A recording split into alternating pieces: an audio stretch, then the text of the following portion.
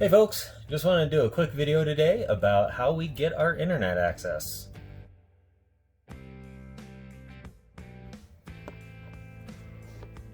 Our actual internet access is provided by this device here. This is a MoFi device, or Mofi, don't know the proper pronunciation. But this device cost us about $250 and it's capable of communicating with any of the major cellular networks, including AT&T, Verizon, and T-Mobile. There may be some units like this that can also communicate with Sprint, but not all providers will communicate with those networks.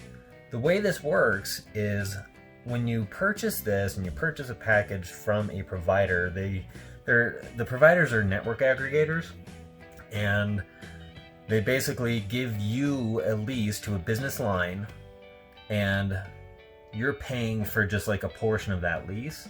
So we have the option, because it's a SIM card connection, we have the option to go with AT&T, Verizon, or T-Mobile, like I mentioned.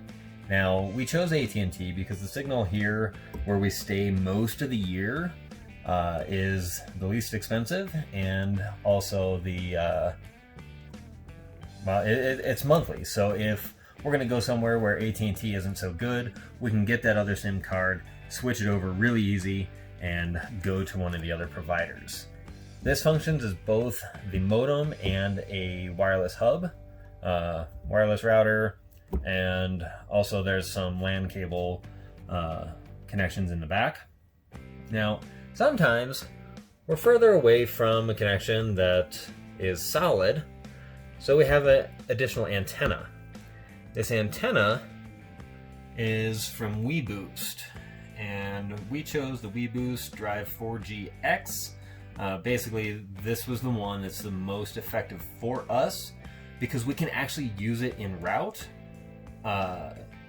So the way that we travel, we can actually connect wirelessly to the MoFi device and use the benefit of the 4G booster from Weboost and have solid internet connection in the car, well, the truck. So that's kind of why we chose to go with this setup.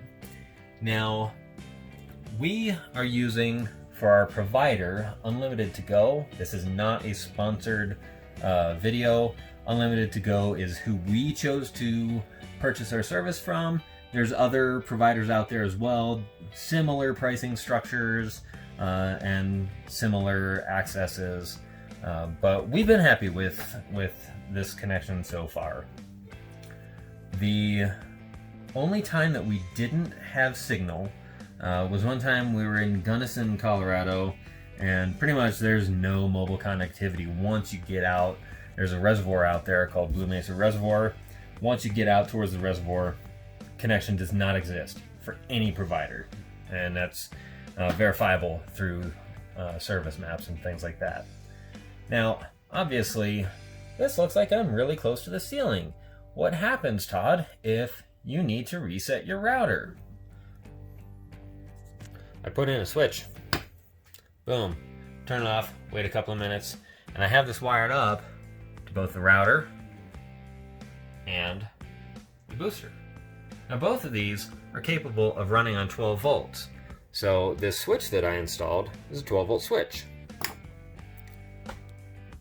However, what happens if my battery power drops below a certain point and is incompatible with either of these two devices?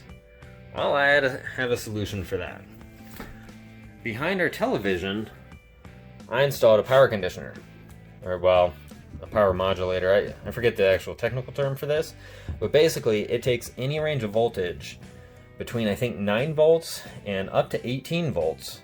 So if we're in charge mode or we're getting low, this will still convert to 12 volt power. And I put a little terminal block back here as well, so that I could go to each of these devices, and if I need to in the future, I can add additional 12 volt items here. I can splice into some of these loops that I left. for future use. So that is how we get our internet connection. Typically we get speeds around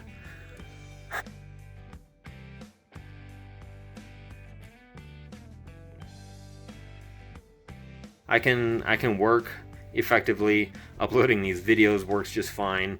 We can stream multiple devices at once if we choose. You know, we don't subscribe to any network or like DirecTV or anything like that, but we do have the Amazon Fire TV. We download stuff on the Xbox, so and we can stream music through any of these as well. So that's how we do it. Just tapped into some lines behind the radio, because that's 12 volt, and wired it up all permanently. We haven't had any issues with the way that it's set up or anything. So Weboost, Mofi, and UnlimitedToGo, and another custom thing that I found. So that's internet connection for the alcohol-free RV. My name's Todd, and we hope you come back to see more of these mods, upgrades, repairs, and adventures along the way.